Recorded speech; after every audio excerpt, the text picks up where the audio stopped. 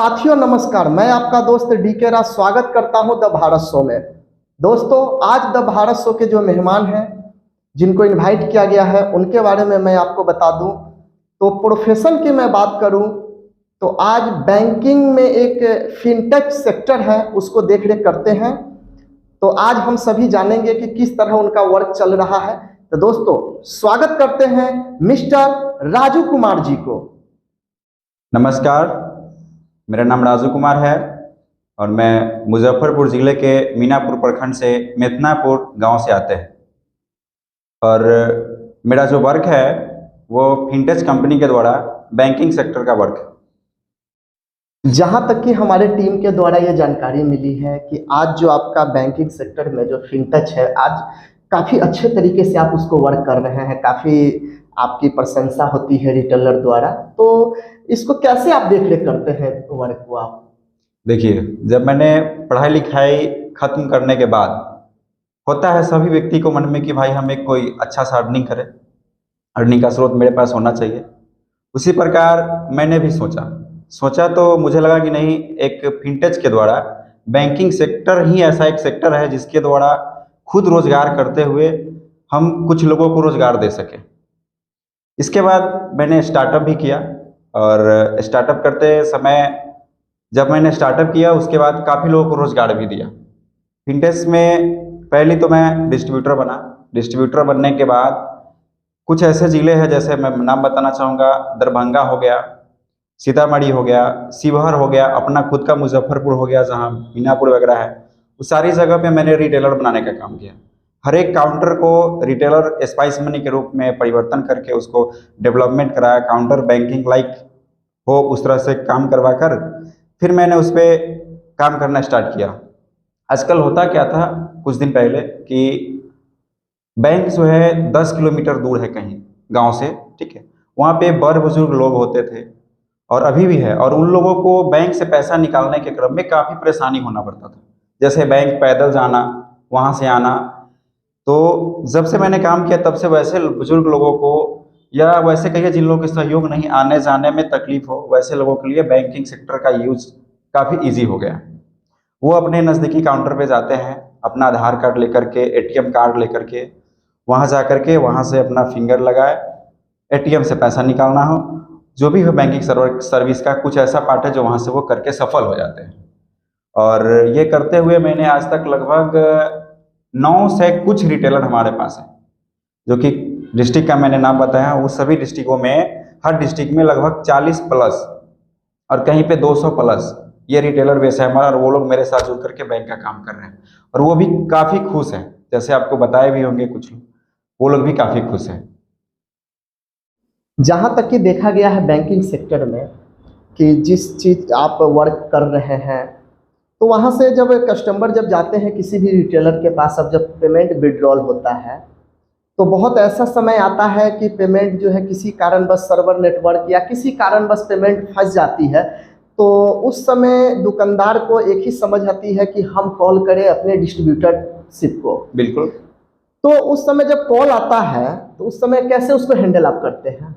जी, अभी क्या है कि हमारा जो स्पाइस मनी मैंने आपको बताया जिसके ज़रिए लोग काम कर रहे हैं, उसमें एक बॉक्स है। जैसे हम लोग व्हाट्सएप फेसबुक यूज कर रहे हैं, उसी तरह से एक उसमें सिस्टम है जो चैट लॉक्स के नाम से जाना जाता है, और उस पर जा कर के आप जिस टाइम का पेमेंट फंसा है उस समय का टाइमिंग और यूटीआर नंबर, फेल्ड भी होता है उसका भी एक यूटीआर नंबर जनरेट होता है, ठीक है, वो उस मेंशन करके वो कंपनी को शेयर कर देंगे, ठीक है। और उसके बाद वो खुद, उनका खुद का काम है, हम लोग सलाह करते हैं कि आप खुद करिए, क्योंकि एक बार वो कर लेंगे तो बार बार उनको कॉल करने की आवश्यकता नहीं होगी, जिससे कि मेरा भी परेशानी कम जाता है। और एक बार बताने के बाद रिटेलर समझ भी जाते हैं और वो खुद से प्रॉब्लम को समाधान कर लेते हैं, और वो प्रॉब्लम का समाधान 24 से 72 घंटे में हो जाता है, आसानी से हो जाता है। कभी कभी ऐसा भी होता है कि पेमेंट कस्टमर गए उनके यहाँ निकालने, विड्रॉ कराने, विड्रॉ भी सफल हो गया और कैश उनको दे भी दिए, वो चले जाते हैं अपने घर पे।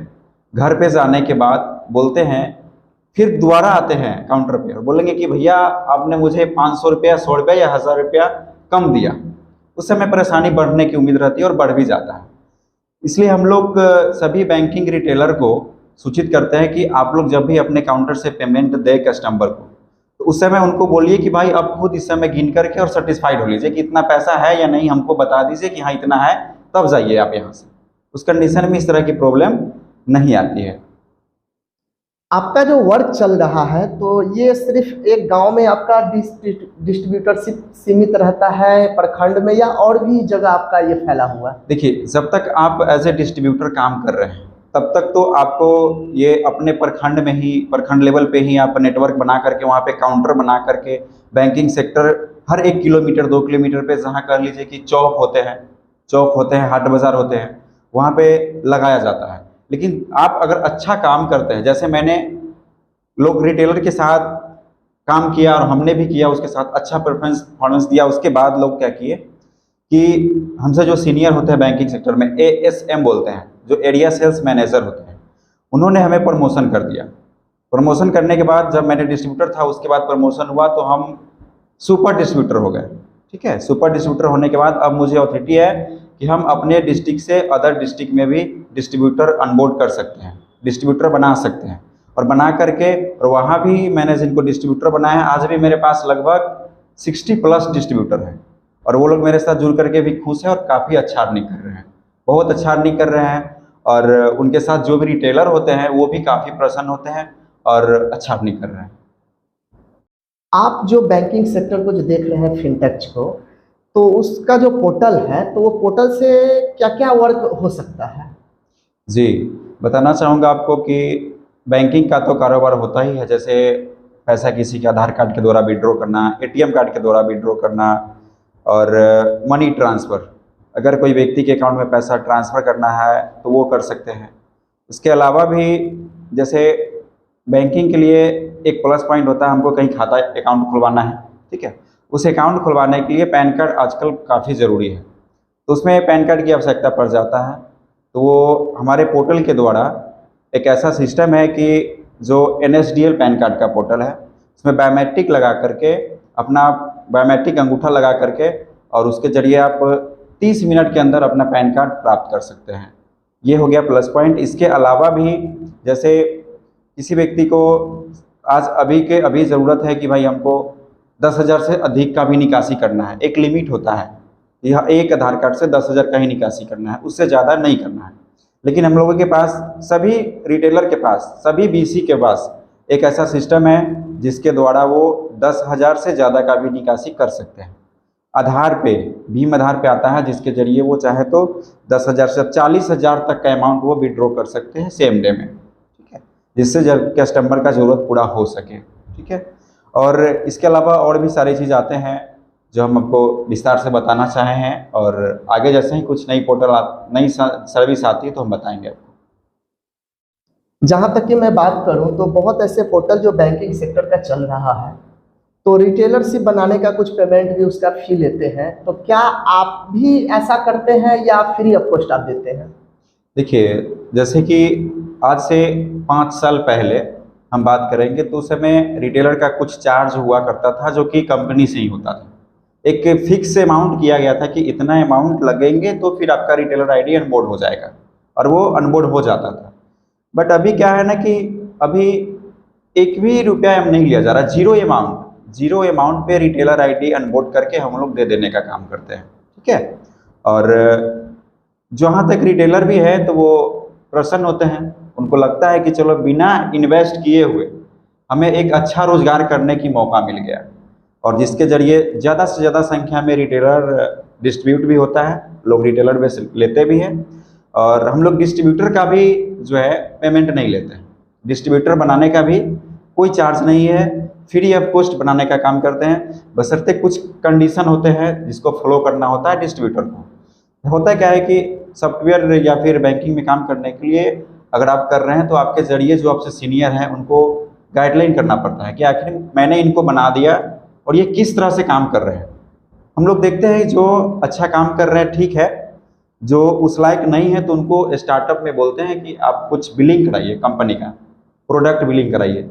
जैसे कोई व्यक्ति अगर आपके यहाँ आ गए ATM कार्ड लेकर के पैसा निकालने के लिए, पैसा विड्रॉ करने के लिए, और उनको कुछ इमरजेंसी हो गया, उनको पता तो है कि चौक पे फलाने के यहाँ पैसा आधार कार्ड के द्वारा निकाला जाता है, वो एटीएम कार्ड लेके भी पहुंच सकते हैं कि हमको विड्रॉ करने की आवश्यकता है। उस कंडीशन में अगर रिटेलर के पास एटीएम कार्ड का मशीन नहीं होता है तो वो कस्टमर तो परेशान हो जाएंगे। इसलिए हम लोगों ने क्या किया कि डिस्ट्रीब्यूटर बनाने से पहले उनको बता दिया करता हूँ कि भाई आपको डिस्ट्रीब्यूटर का चार्ज नहीं लगेगा, ठीक है, लेकिन उसके बदले में कुछ प्रोडक्ट ले लीजिए कंपनी का, जिससे कि आपका कस्टमर बेस ज़्यादा से ज़्यादा संख्या में बन जाएंगे, ठीक है। तो एक एटीएम मशीन हो गया जिसके जरिए लोग अपना विड्रॉ कर सकते हैं और उसे प्रोडक्ट सेल करके डिस्ट्रीब्यूटर बना जा सकता है। 10 एटीएम मशीन ले लिए, लगभग 1800 से 1900 के बीच में रेट रहता है एक एटीएम कार्ड का, मशीन का। तो वो मशीन लेकर के 10 एटीएम मशीन ले लिए। 10 प्रिंटर, थर्मल प्रिंटर होता है जो कि कस्टमर हमारे यहाँ है, आधार कार्ड से पैसा तो निकाल लिए, उसके बदले में हम उनके प्रूफ के तौर पे एज ए प्रूफ क्या देते हैं, तो उसके लिए एक थर्मल प्रिंटर होता है जो आधार कार्ड से पैसा निकाले और तुरंत उसको रिसिप्ट कस्टमर को दे दीजिए।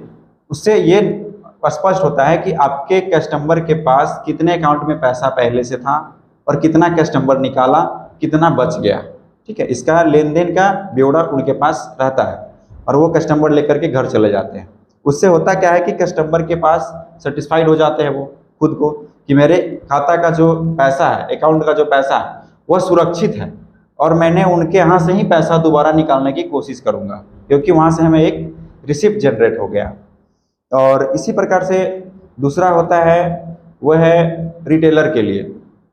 रिटेलर हमने जिनको भी बनाने की कोशिश करता हूँ या बनाता हूँ या फिर डिस्ट्रीब्यूटर बनाता हूँ, उनको एक सुझाव देता हूँ कि आपके द्वारा जो भी लेन देन होंगे उसका प्रत्येक लेन देन का रजिस्टर मेंटेन करना, जिससे कि वो खुद परेशानी से बचेंगे और उनके जरिए हम लोग भी परेशानी से बचेंगे। ये प्रोसेस होता है और ये फ्लो हर एक रिटेलर को करना चाहिए, चाहे वो स्पाइस मनी मेरे द्वारा हो, ठीक है, या फिर वो किसी अदर कंपनी से हो या किसी भी अदर बैंकिंग सेक्टर से हो। उनको इस रजिस्टर मेंटेन, रिसिप्ट देना और कस्टमर के साथ सही ढंग से समय से बात करना, ये बहुत ज़रूरी होता है एक बिजनेस को डेवलपमेंट करने के लिए, चाहे वो बैंकिंग सेक्टर का हो या फिर नेटवर्क मार्केटिंग हो या अदर कोई भी बिजनेस हो। उसमें जो कुछ ऐसे नियम होते हैं जिसका फॉलो करना बेहद ज़रूरी है और सबको करना चाहिए, और जो भी हमारे रिटेलर है लगभग सभी लोग कर रहे हैं फॉलो। जी।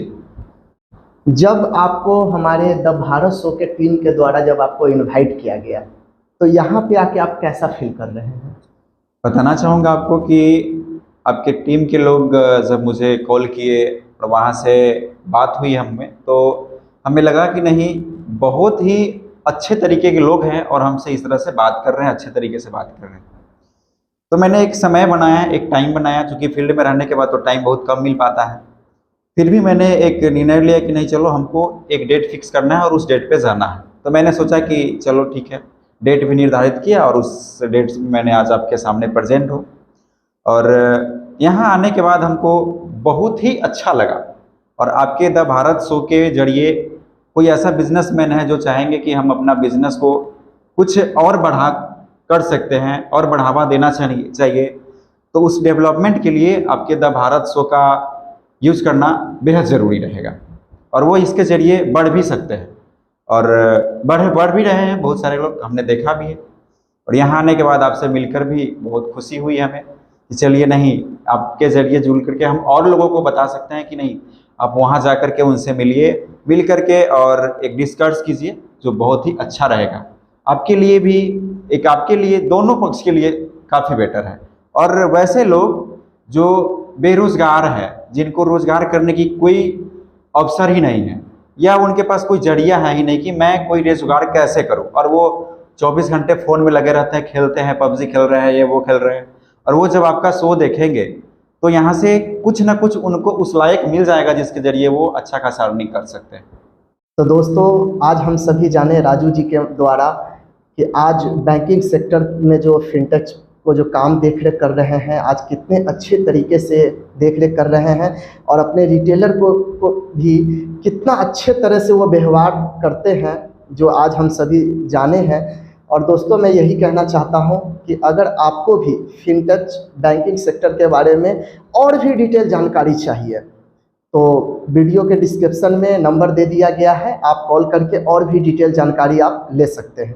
दोस्तों, मैं यही कहना चाहता हूं कि अगर आप भी आना चाहते हैं द भारत शो में, आप भी चाहते हैं कि आपका भी इंटरव्यू पूरे दुनिया के सामने जाए, तो दोस्तों स्वागत करता हूं द भारत शो में। हमारा यूट्यूब के अबाउट सेक्शन में ऑफिशियल व्हाट्सअप नंबर है, वहां से जाके आप कांटेक्ट कर सकते हैं। हमारी टीम बहुत जल्द आपको इनवाइट करेगी द भारत शो में, और आपका भी इंटरव्यू पूरे दुनिया के सामने लाने की कोशिश किया जाएगा। मिलते हैं अगले वीडियो में, तब तक के लिए धन्यवाद।